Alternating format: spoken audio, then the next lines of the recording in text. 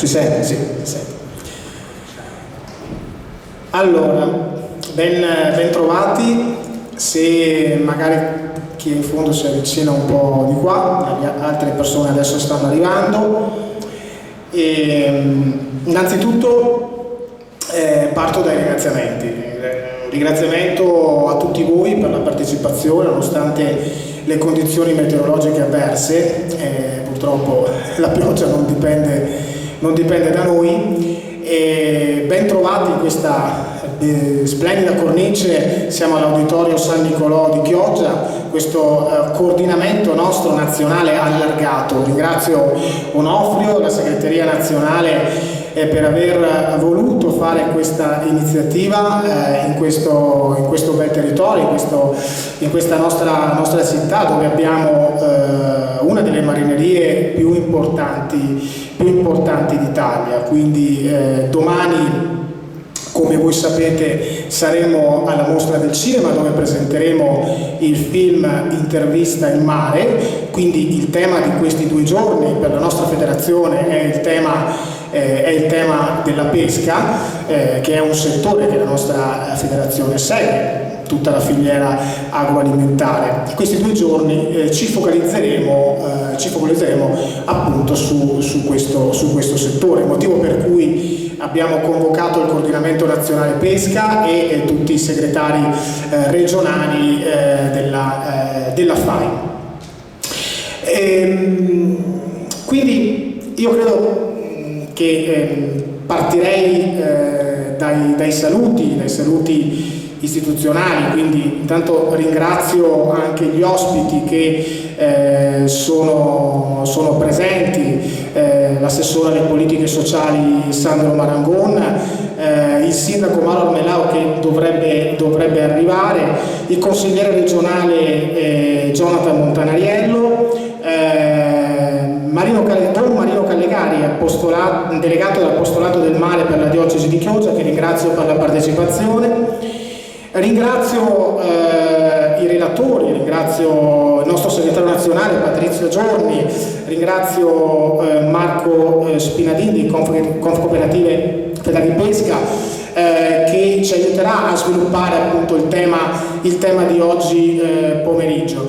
Ringrazio anche Antonio Lottardo che si scusa, sta per arrivare, in quanto stamattina era impegnato a Verona al suo congresso, quindi da Verona qua purtroppo le condizioni meteorologiche sono quelle che sono e sta trovando un po' di difficoltà, però mi ha detto sto arrivando, quindi tra un po' arriva.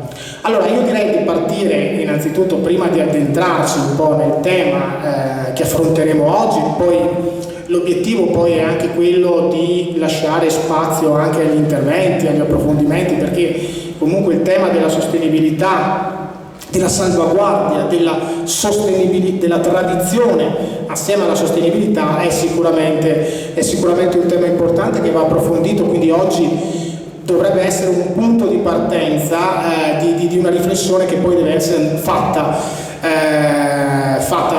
con il procedere poi del tempo, perché è chiaro che sappiamo benissimo quanto le normative europee, tra la riduzione dello sforzo di pesca, restringano un po' e cerchino in qualche modo di soffocare questo settore, però noi dobbiamo sicuramente salvaguardare la tradizione della pesca che c'è a Chioggia, la tradizione della pesca che c'è in Veneto, la tradizione della pesca che c'è in tutta Italia, in tutte le marinerie d'Italia. Ma prima, ripeto, di addentrarci nel tema, io lascerei la parola, Sandro, non so, vuoi intanto tu fare un saluto, poi lasciamo il sino, poi lascio la parola anche a Jonathan e poi ad Andrea Zanini.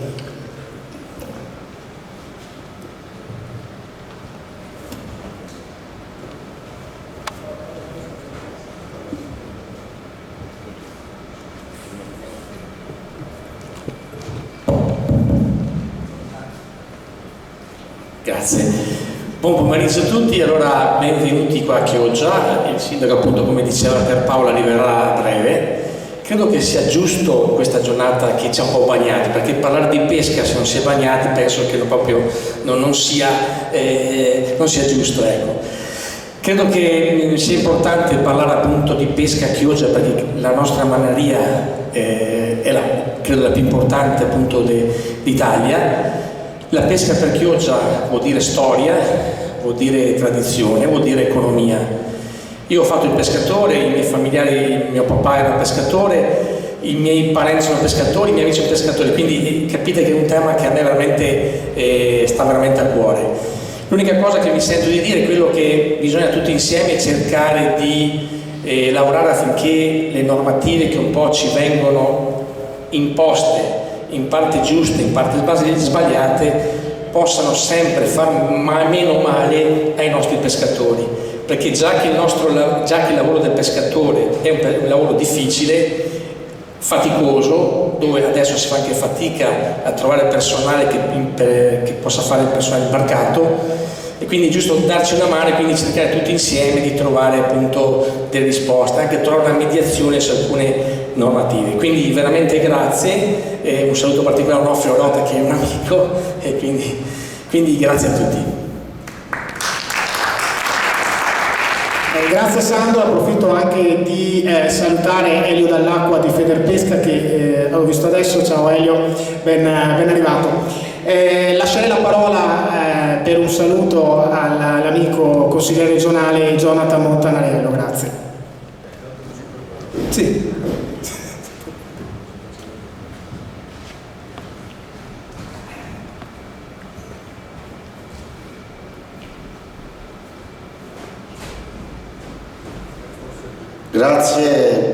Grazie a Pierpaolo, grazie alla CISL per questo invito, anche insomma credo sia l'occasione anche per ringraziare Pierpaolo per il lavoro fatto in questi anni, perché è stato sempre con la FAI CISL un interlocutore serio e affidabile per le istituzioni, ma mai come adesso, ne parlavamo anche oggi, al netto della parte sicuramente importante della storia, della tradizione, della cultura. A Chioggia siamo tutti figli di pescatori, quindi lo diceva Sandro, il nostro DNA viene da quella storia lì. Ci sono una serie di problematiche che mai come in questi anni richiedono sinergia tra le istituzioni, con le parti sociali, richiedono sinergia perché i numeri non solo della pesca, ma i numeri dell'indotto della pesca ti danno il numero, il termometro di come questo sia per noi un pezzo di quel settore primario che non può essere in nessun modo provato a declinarlo con altre formule. Le sfide del futuro sono tante che devono vedere le istituzioni e le parti sociali insieme, basta che pensiamo ai cambiamenti climatici, basta che pensiamo a tutte le sfide future che abbiamo con le nuove normative. E anche tutto, ne parlavamo oggi al congresso, c'era anche Pierpaolo Della Coppa, della mancanza di ricambio generazionale. Io penso che su questo ci vuole una strategia e una programmazione da qui ai prossimi anni che ci veda tutti, perché guardate, anche il fatto del ricambio generazionale, c'è anche un tema di reddito. Non è che la gente smette di fare certi mestieri solo perché sono faticosi, la gente smette di fare certi mestieri perché non ha la certezza del reddito, perché non ha più come una volta la possibilità di dire se questa settimana non guadagno, va bene, ho guadagnato l'altra. Il mondo è cambiato, richiede puntualità, richiede certezze, richiede solidità economica, e altrimenti uno non mette su neanche famiglia, se mette su famiglia può fare un altro lavoro, quindi il ruolo del sindacato diventa fondamentale. Io ho fatto un esempio, ma lo dicevamo prima anche per tutto il tema anche dei cambiamenti climatici, delle nuove normative. E quindi io credo che è un periodo importante che ci vedrà tutti quanti al centro di sfide che devono vederci lavorare insieme, e credo insomma che la FAI CISL su questo con Pierpaolo qui a Chioggia ha sempre saputo in maniera lucida, laica e non pregiudiziale dare il contributo alle istituzioni, quindi vi ringraziamo anche per questo invito di oggi.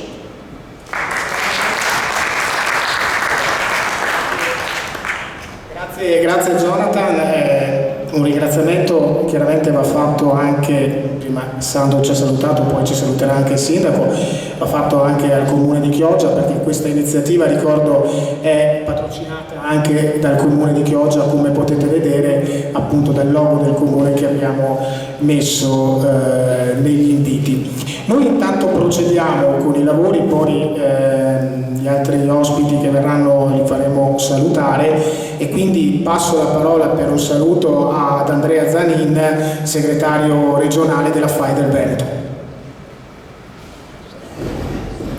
Un buon pomeriggio anche da parte mia. Io non vi citerò tutti con la vostra rappresentanza, faccio un ringraziamento generale e una considerazione. La prima, sono molto soddisfatto di come la FAI e Pierpaolo, la Federazione Nazionale, ha interpretato il ruolo della rappresentanza di questo settore, perché devo dire che io ho visto la vitalità che in questi anni è cresciuta nell'attività sindacale, nelle relazioni, nei risultati che abbiamo ottenuto, e questo è un settore così frammentato, così particolare, che ha bisogno anche di relazioni sindacali specifiche. La caratteristica principale di queste relazioni sindacali sono il mettersi assieme per affrontare quelli che, come è stato detto, i problemi principali di questo settore, che io vivo ogni volta che partecipo a queste iniziative, ma che sono poi problemi generali che abbiamo nel mondo del lavoro, solo che nel settore della pesca, sia vista da parte delle imprese che da parte di chi è imbarcato, sono ancora più amplificati, perché quando si parla, è stato detto, del ricambio generazionale, di reddito, di sicurezza, di ammortizzatori sociali, di welfare, e noi dobbiamo continuare a fare queste iniziative, perché la sensazione che ho è che a livello europeo, ma anche a livello nazionale, poi ci metto anche in Regione Veneto, forse non c'è la piena consapevolezza di cosa vuol dire lavorare nel settore della pesca. Io un'idea me la sono fatta grazie all'attività della federazione, a cominciare da Patrizio, che è impegnato in prima persona, da Pierpaolo, amico Pierpaolo D'Onofrio, che è da anni, e grazie al coordinamento, perché la ricerca che abbiamo fatto nel settore, l'iniziativa di domani, tutti i convegni hanno portato non solo risultati contrattuali, che poi sono diventati anche rinnovi degli accordi e miglioramenti economici, ma anche una visibilità del settore che è di fondamentale importanza. E questa visibilità che poi può portare a relazioni, a risultati e a stare insieme, perché questo è un settore che deve essere sostenuto perché effettivamente il problema del reddito è un problema che non viene da solo, ha bisogno anche di una controparte pubblica che riconosca, come avviene in tanti settori, che c'è bisogno di un sostegno. È un lavoro molto faticoso. Oggi che c'è una discussione a livello nazionale sul tema previdenziale e ogni tanto torna fuori la questione del lavoro usurante, ma vogliamo pensare, e io ho visto attraverso tutte le attività che la FAI ha fatto, mi sono reso conto cosa vuol dire lavorare in una barca, di cosa stiamo parlando, e quando si parla di età pensionistica, di pensioni, quantità di pensione, ci rendiamo conto, per Paolo a volte dice andiamo a vedere il reddito dei pescatori, immagina cosa sarà la pensione di questi pescatori, perciò abbiamo, lo dico così e chiudo, non voglio farla molto lunga, una grande responsabilità che noi stiamo esercitando insieme anche con i nostri controparti, ma che dobbiamo, grazie all'amministrazione e a tutti, far capire ancora di più a chi ha una responsabilità normativa, legislativa, perché di fronte a noi altrimenti i problemi che avremo saranno quelli che abbiamo detto. Il ricambio generazionale in tanti settori fa fatica a realizzarsi, immaginatevi settori come questi dove è un lavoro ancora faticoso, dove non si riesce ad avere un futuro chiaro, perciò c'è tanto da fare, però ringrazio la FAI a tutti i livelli e tutte le associazioni che so che sono vicine a noi, perché i pescatori ci danno questa rappresentanza che poi significa grande responsabilità. Grazie e vi ascolto con grande interesse. Grazie Andrea, e adesso io mi addentrerei nel tema un po' dell'incontro di oggi, no? Lasciando poi la parola a Patrizio, a Marco e poi anche ad Antonio e poi a tutti voi per domande, approfondimenti e quant'altro. E io partirei proprio dal titolo di questa iniziativa, una pesca, un equilibrio tra tradizione e sostenibilità. Allora, io credo che la parola chiave sia proprio nel titolo, e cioè l'equilibrio. Quanto siamo capaci di mantenere questo equilibrio. E non è una sfida facile questa, per tutta una sorta di dinamiche che ruotano attorno, che parte da Bruxelles e arriva poi qua nei nostri territori, in questo caso a Chioggia, ma può essere ad Ancona, può essere a Mazzara del Vallo. Quanto riusciamo a mantenere questo equilibrio? E quando diciamo che il pescatore è il guardiano del mare, quante volte ce la siamo sentita questa frase? No, il pescatore è il guardiano del mare. Sarà una frase scontata, perché ormai la dicono tutti, quantomeno gli addetti ai lavori di questo settore, ma è una frase vera. Il pescatore è colui, non è quello che inquina, non è lo spazzino del mare, ma è il guardiano del mare, è colui che cerca di mantenere questo equilibrio tra una tradizione che nessuno in Italia vuole perdere, che è quella della pesca, per non rischiare di consumare un prodotto importato, dove il prodotto importato supera con il consumo quello che già di fatto lo fa, e quindi è colui che, il pescatore è il guardiano del mare, quindi colui che cerca di mantenere in equilibrio la tradizione, ma allo stesso tempo la sostenibilità, perché tutti siamo per una pesca sostenibile, per un'agricoltura sostenibile, per un'industria alimentare sostenibile, però non dimentichiamoci che dietro alla sostenibilità, o meglio, mi correggo, accanto alla sostenibilità di pari passo deve andarci la crescita economica, la produttività, l'impresa e i lavoratori.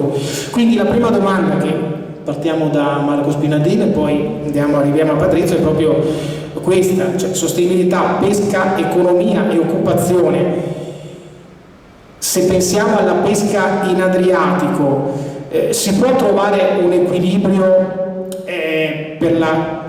quindi un equilibrio tra sostenibilità ed economia, quindi economia ma allo stesso tempo la conservazione delle risorse ittiche. Marco, grazie.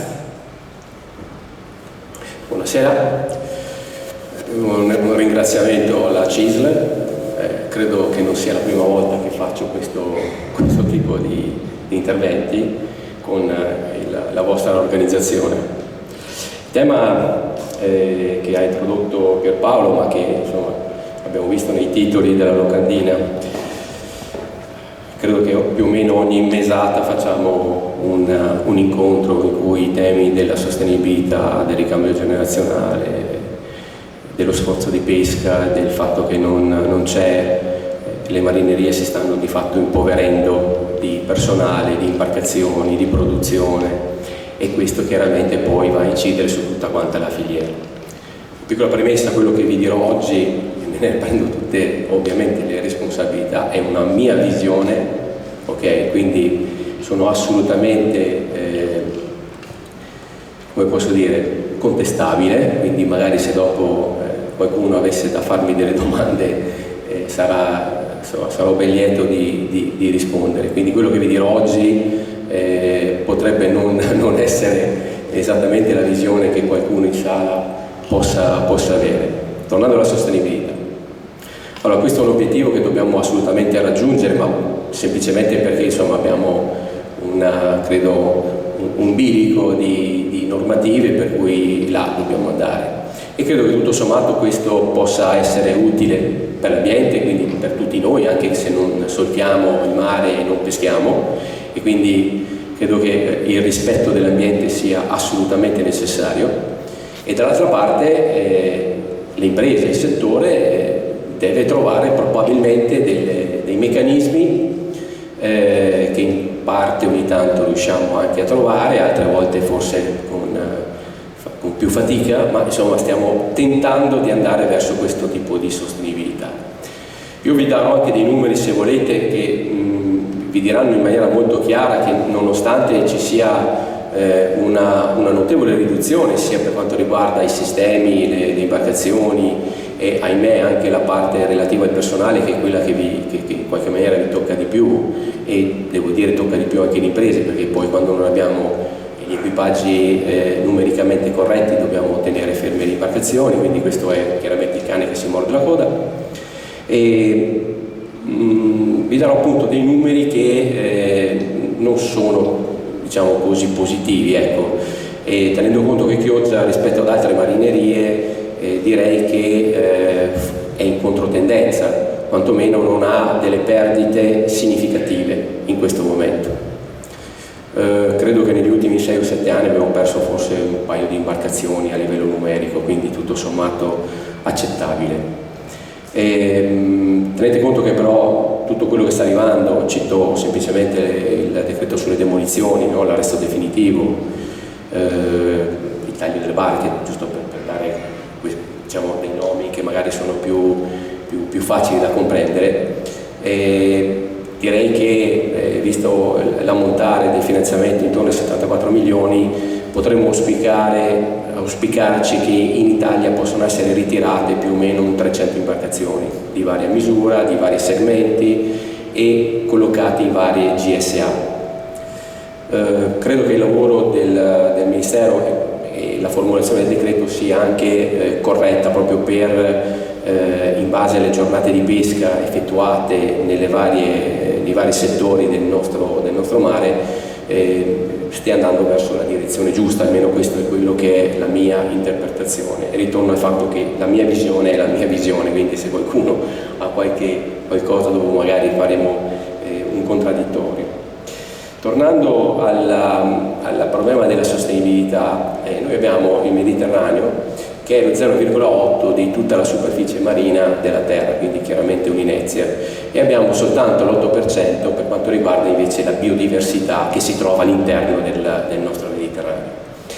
Quindi tutto sommato diciamo che stiamo parlando di poca cosa, ma all'interno del nostro Mediterraneo abbiamo delle risorse, delle specie ittiche particolarmente significative, sia sotto il profilo, diciamo, economico, cioè costano moltissimo, perché sono molto apprezzate dai consumatori.